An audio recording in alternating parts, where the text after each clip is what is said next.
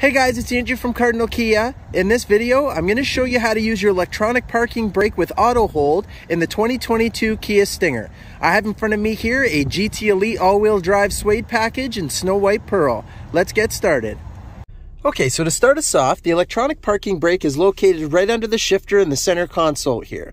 The auto hold button is just underneath it to the left. So with my foot on the brake pedal, if I were to lift up on the parking brake button, you're going to see on the instrument panel here at the bottom that the e-brake is now engaged. To disengage it, you have your foot on the brake pedal and you go ahead and press down the P button. And now it's disengaged. If it happened to be engaged and you go to put the vehicle in drive to start driving away, it will turn it off for you so you don't accidentally drive around with it on. So I'm going to put the vehicle back in park for now. I'm going to go ahead and press the auto hold button.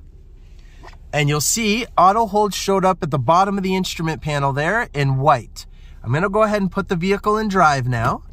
And you'll see how it went from white to green. So right now, I'm actually able to take my foot off of the brake pedal because the vehicle is using the electronic parking brake to hold the brake pedal for me while we're in drive. To get going, all I need to do is just tap the gas a little bit and it goes white again. And as we're moving, I go to stop and you see it's going to go green again. And again, now it's using the electronic parking brake to hold the brake pedal for me. And all I'd have to do again is just touch the gas to get moving. If you didn't want to use it, you just make sure that you hit the auto hold button so that auto hold goes away. And now you're in full control of using the brake pedal yourself now. And that's how you do it.